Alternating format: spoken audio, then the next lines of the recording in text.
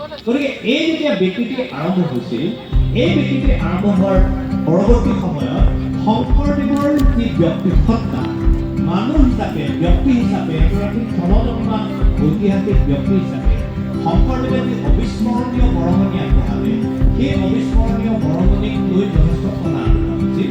আৰু একাংশ ব্যক্তিয়ে শংকৰদেৱক লৈ অতিৰঞ্জিত কিছু ব্যাখ্যা আগবঢ়াই তেওঁলোকে কিছু মানে তেওঁলোকৰে ধাৰণা এটা তৈয়াৰ কৰিবলৈ চেষ্টা কৰিছে। আৰু সেই সময়তে অনন্ত কন্দলী সম্পৰ্কটো ভুল হৈ প্ৰতিষ্ঠা সৃষ্টি হৈছে। তাৰ এটা কাৰণ থাকিব পাৰে। তাৰ কাৰণটো হয়তো এনেকুৱা হ'ব পাৰে যে যেতিয়া দামোদৰ দেৱৰ সৈতে মাধৱ কন্দলীৰ বিদ্বেষ বিৰোধ আৰম্ভ হ'ল, দামোদৰ দেৱৰ সৈতে বিৰোধ আৰম্ভ হোৱাৰ পাছৰে পৰাই যিসকল শংকৰদেৱৰ অনুগামী ব্ৰাহ্মণ্যপন্থী ব্যক্তি আছিল, সেইসকলৰ সৈতে শংকৰদেৱৰ নিৰ্ভেজাল অনুগামী এক সৃষ্টি হ'ল আৰু দুয়ো শ্ৰেণীৰ মাজত বিৰোধ হ'ল আৰু ইটো শ্ৰেণী সিটো শ্ৰেণীক মানে বদনাম দিয়া প্ৰক্ৰিয়া থকা তেনেধৰণে তেওঁলোকৰ খুব বিচাৰি থকা প্ৰক্ৰিয়া এটা আৰম্ভ কৰিছে। আৰু এটা কথা মন কৰা ভাল যে শংকৰদেৱৰ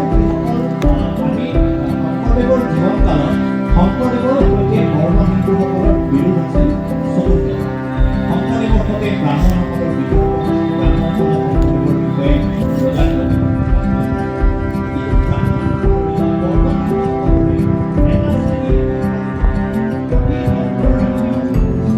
শংকৰদেৱক লগ দিছিল আৰু শংকৰদেৱৰ আগে পাছে আৰু সেইসকলৰ ভিতৰত